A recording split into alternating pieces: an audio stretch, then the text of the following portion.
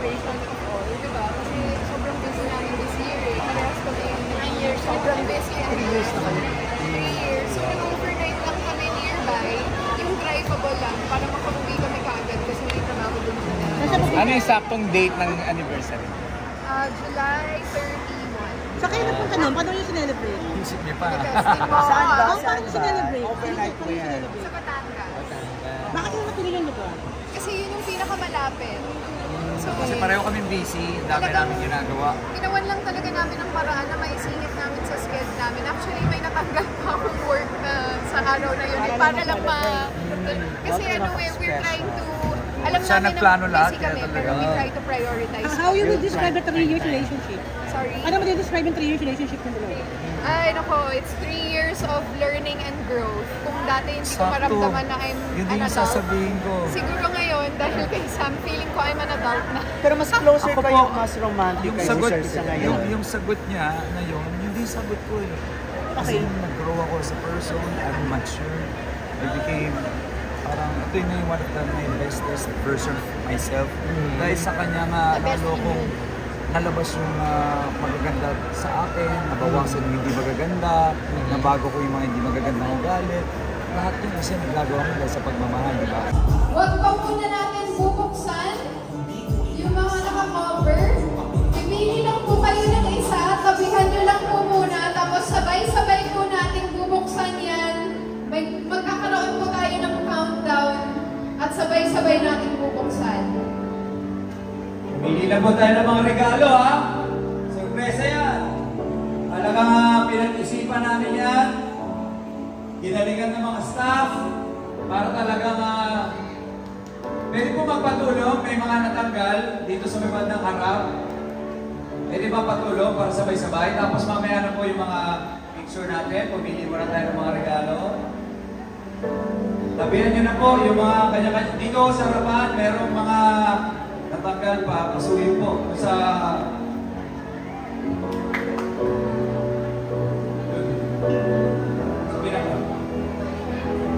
kamusta po kayo, Nay? Ha? Masaya ba kayo? Basta ang gusto ko lahat uuwing masaya kayong araw! Ha? Ito po talagang pinagpuyatan natin, pinagsikapan, hindi lang isang araw, hindi isang linggo. Buwan ho ang ginugol namin. Ilang buwan ang pinag-isipan itong mga regalong to kung paano namin tunay na mapapasaya yung mga kababayan natin na nagmula pa sa iba't ibang lugar sa Pilipinas at sa lungsod. So, ayan na. Nandiyan na ba kayo sa mga nakapwesto na ba lahat? Nakapwesto na. Arawan ko, hindi naman tungkol sa akin kundi nagbibigay ako ng tulong at nagsishare ako ng blessings sa mga kababayan natin. Pero mas special ngayon kasi todo ho ang ibibigay natin. Alam niyo naman sa programa natin, di ba? Nagbibigay tayo ng mga tulong. Pero hindi lang panandalian tulong, kundi pangmatagalang tulong. Tama na di ba? Yung tulong na pwedeng umahon at mag-ahon sa iyo sa kahirapan at talagang tulong na pangmatagalan. Yan po talaga yung layunin ng programa natin na Dear SB. Kasi nga po, kagaya nyo, galing ako sa wala at nakita ko na yung pangkabuhayan o negosyo ang pwedeng mag-ahon sa akin sa kahirapan. Kaya ginawa namin to para mangyari sa mas maraming tao yung mga nangyari sa akin. Kaya ginagawa namin yan. Iba't ibang lugar sa Pilipinas. Sinasagot ko po yung mga sulat ninyo, yung mga comments ninyo, yung mga messages ninyo sa social media. Kaya nga ngayon di ba? Lahat kayo yung mga nag-comments, nag-message sa Facebook, sa TikTok. At ngayong araw po, narinig ko po ang mga messages ninyo at ang mga hinaing ninyo at ang mga hiling ninyo sa akin. Kaya ngayong araw, gusto ko ito pa rin lahat ng mga hiling ninyo sa akin. Dami talaga, ang dami kong natutunan na bawat ang dami kong lang. Ayan, ang dami kong natutunan talaga about myself, about Sam, about being a good partner, what that really means, what healthy communication is. Kasi ano kailan ba namin nalalaman yun? Siyempre pag may away, doon mo lang matututunan ko ano ang healthy communication, healthy arguing, na ngayon ko lang talaga na-discover because Sam and I are backward. We try to be as patient with each other as possible at saka we support each other no matter what. Nagugusto mo naman public service? Kasi parang every now and then, visible ka sa mga programs ni Kong. Actually, ever since naman, I've always been passionate about public service. So, if this is Sam's way of helping more people, I'm backing him up 100%. I just want him to reach his full potential, yung purpose niya talaga sa buhay. Kasi we both don't believe that God gave us success just for us to enjoy. I think, di ba pag iniisip mo, bakit kaya ang blessed ko, bakit ang bait sa akin ni Lord? Alam namin hindi para sa amin yun. So, ayun, agree kami doon. It's something na we both want. Kung nire-ready mo na ba Sir Yan para maging first lady? Ay, hindi naman kasi isa yun sa mga pinagkasundo namin nung nagkakilala lang namin. Kasi nung nagkakilala kami, nalaman ko na gusto rin yung tumulong, yung mga pangarap niya na tayo ng mga magagandang mga proyekto. Pareho din ng mga proyektong gusto ko. So, so happy, grateful na. Pero it seems na parang okay na okay si Rian sa mga ginagawa niya. Pero ano feeling mo buwang support niyo sa Sobrang buo kasi kasama ko po siya sa lahat ng mga charity events ko, medical mission. Sinamahan niya ako sa lahat ng yun At hanggang ngayon, sinasamahan niya. Pati nga ngayon, sinurpresa niya ako. Hindi po ito yung una, kundi ilang beses niya ako sinurpresa. Akala ko talaga wala siya. Tapos bigla na lang mag-isa ako. Sabi ko, ba't wala tayong host? Sabi ko, sige, okay lang. Ako naman, kung saan ako dinala. Pero hindi ka pa nakakaramdam na, ay makasusurprise tayo. Sabi mo nga, hindi ka tinatago. Kasi po, schedule niya talaga yung Monday.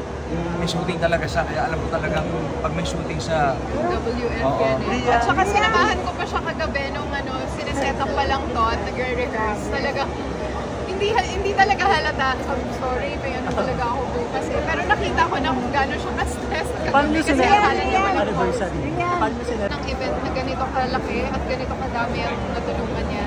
Actually, it took months of planning para ma-pull off yung nangyari today. And I saw him also every step of the way. Talagang, alam nyo, pag kaming dalawa lang, ang lagi talaga namin napag-uusapan pa rin is ibang tao. Not in a chismis way, pero kung paano siya makakatulong sa ibang tao. Kaya sobrang proud lang talaga ako na na-pull off niya yung ganitong klaseng event. At nakita naman natin na marami talaga siyang napasaya kasi nag-iyakan na tayong lahat dito kanina. Pero may plan kayo na magkaroon ng private celebration sa birthday?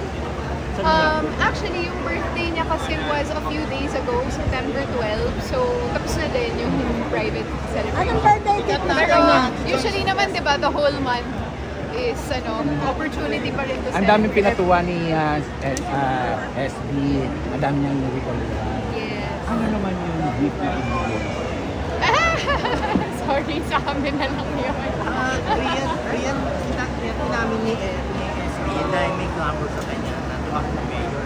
So, na Manila. So, handa ka na rin first yung na maging ganun sa na natuwag ka sa kampanya sa kanya. First lady na Manila, lady ng Manila. Imagine ko pa lang kung gaano ka-hectic yung ganung schedule. Actually, ngayon pa lang medyo hirap na kami kumuha ng time para sa isa't isa Parang ginagawa na lang talaga namin ng paraan pag uwi ko from taping or something, we'll have a couple hours lang together, tapos wala. Kailangan namin matulog Pero just in case, open ka na o handa ka na sa ganung scenario? Kung yun po yung destiny niya, support naman ako dun I have to be honest, talagang never ko siya naisip the whole time I was growing up. Never ko naisip na ito yung mangyayari sa buhay. Hindi ko siya talaga naging dream. Pero doon niya ma-fulfill yung purpose niya. And then, support. Ayan si Sam. Ayan si Sam. In 3, 2, 1, buksan na yung mga regalo!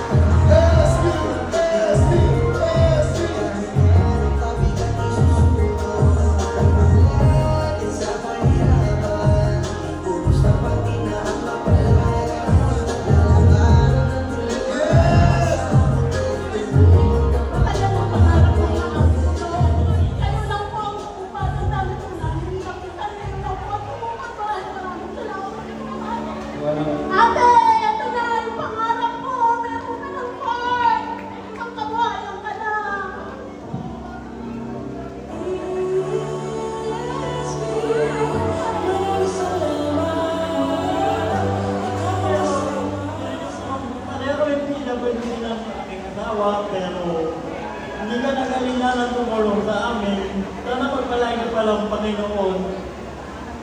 Sana marami ka pang matulungan. Ibababa ko sa yung verse na pinangawa ko pa dati na Luke 7:23, mapalit ang tao, hindi nagalingan ka. Kaya, Sam, idol ka namin. Salamat po sa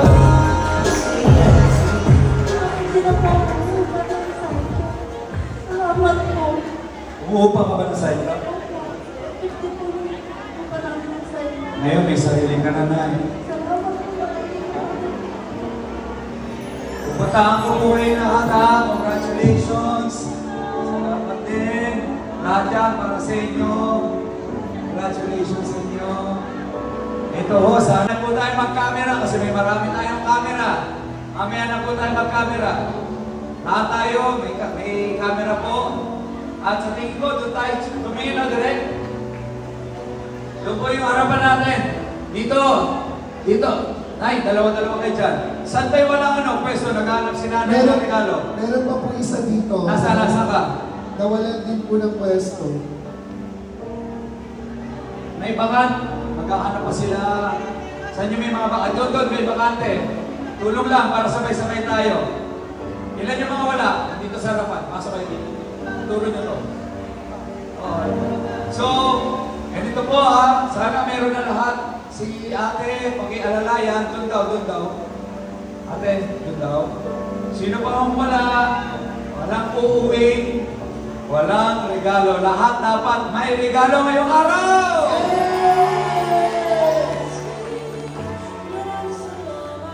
Excited na ba lahat? Alam niyo po, tuwing programa ng DRSB, pumipili kami ng isang taong tutulungan at babaguhin ang buhay. Pero ngayong araw, at special na araw ngayon, 100 Pilipino ang babaguhin natin ang buhay at tutulungan natin. At kayo po, yung mga yon, at sana pumesto na po lahat. Kompleto na ba lahat? Meron? May isa pa daw bakante. Sino pang wala? O may sobra? Sino gusto dyan sa crowd? May mga sobra pa tayo regalo. Okay. Teka lang po. Pakicheck. Kung lahat. Pakicheck yung mga tabi nyo. Wala ba? Judith, meron dyan? Kasi sabay-sabay na yung mag-isa. Ganito.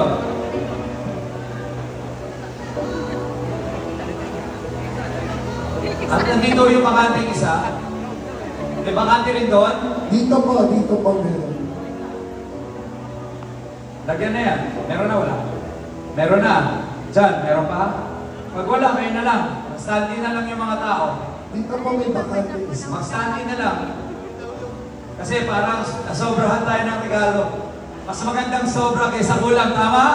Oh my God!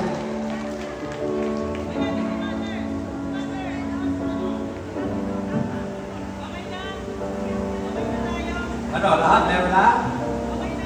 Okay. Kung lahat meron na? Yes! Okay. Gusto ko, sabay-sabay natin hilain at buksan lahat ng regalo, okay? Tapos lahat tayo nakatingin doon. Dito ang harapan. Nay, dito ho. Kung saan ako nakaharap. Doon sa taas. Nakikita nyo ho? Sabay-sabay natin bubuksan ang regalo na pwedeng tumulong sa inyo at bumago sa mga buhay ninyo. Doon tayo titingin. Bakante, may bakante pa, wala na. O, ready mga crowd, ha? Kompleto na ho ba? Hahatakin nyo yan. Sige. Sige, basta. Saan tayo harap?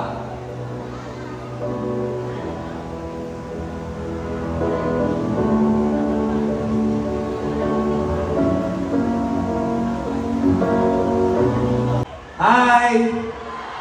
Hello! Okay na ba tayo? Okay na ba tayo dyan? Okay ba ako? Yan ang tanong. Kuya, mamaya na ha?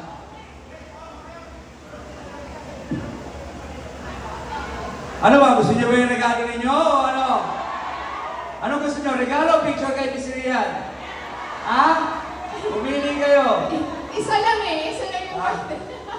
Hindi, may surpresa na naman po ngayong araw. Lagi mo itong gagawin? Nawala tuloy ako. Every year na to. Ha? Every year na to. Every year. Una po gusto ko magpasalamat sa lahat po na nandirito, mga kaibigan ko, kapamilya ko, siyempre production team natin, mga kasama at kaibigan natin sa press, maraming salamat po. Sa mga supporters natin, maraming salamat. At, teka lang, wala pang music. Kayo naman, kaiyakin niyo naman ako eh. Pagbati muna sa mga minamahal ko, siyempre, itong araw na to, hindi naman po tungkol sa akin, kundi para sa inyo, yung mga tutulungan natin. Ito pong programa ng Dear SB, ginawa namin dahil extension po ito ng personalidad ko. Kasi kagaya nyo, nanggaling din po ako sa wala, kaya ramdam ko po yung pinagdadaanan ninyo. Lumaki din ako sa Sampaloc, doon ako pinanganak, doon ako nangarap. At ako'y nagsumikap para mapunta ako sa kinalalagyan ko ngayon. At sabi ko nga sa sarili ko, pag dumating yung pagkakataon na malagay ako sa posisyon na pwede akong tumulong, hindi na ako magdadalawang isip, kundi tutulong ko na yan at share ko sa mga kababayan.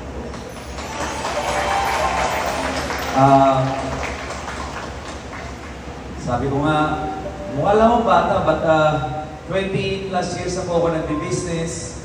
Nabiyayaan na po ako ng Diyos ng sobra-sobra, hindi lang po sa Pilipinas. Kapag tayo na tayo ng mga negosyo pati sa ibang bansa, sa Dubai, Abu Dhabi, Qatar, Australia, Singapore, Hong Kong, hanggang Europa po, hanggang London, may branch tayo at may mga offices tayo.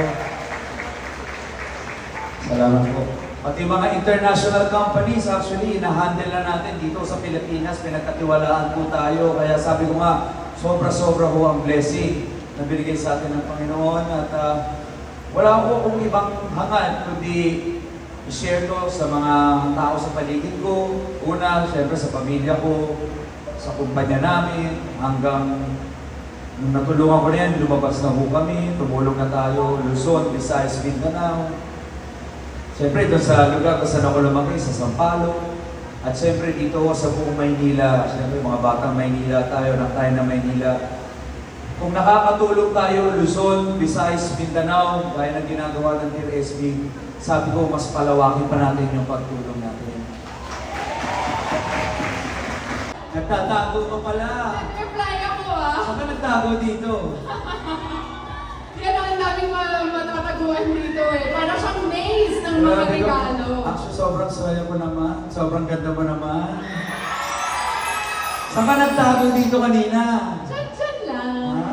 Diyan lang. Kiss! Hindi ko lang ako nakita pero nakita kita. Yes! Yes! Yes! At dahil dyan po, welcome sa inyong lahat at magandang araw po sa inyong lahat. Napaka-special ko ng araw na ito. Dahil ngayon po, ang birthday celebration ng isa sa mga pinaka-generous na taong kilala ko. Actually, hindi isa sa mga, pero siya na po yata ang pinaka-generous na taong kilala ko. At dahil sa sobrang generous niya, binabalik talaga ng Diyos sa kanya times 100 ang mga blessings na binabahagi niya sa ating lahat. Yay! Gusto kitang i-greet ng happy birthday. Kiss! Kiss! Maling show yan, maling programa yan. Ibang programa yan. Dahil ako po, si Rian Ramos at ako ang magiging co-host mo today dito sa Dear SB!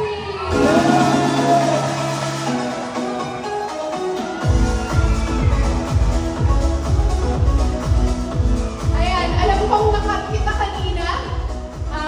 Naalala mo pa ba yung gusto mong sabihin? Wala na ako. Ayan, kailangan Grabe.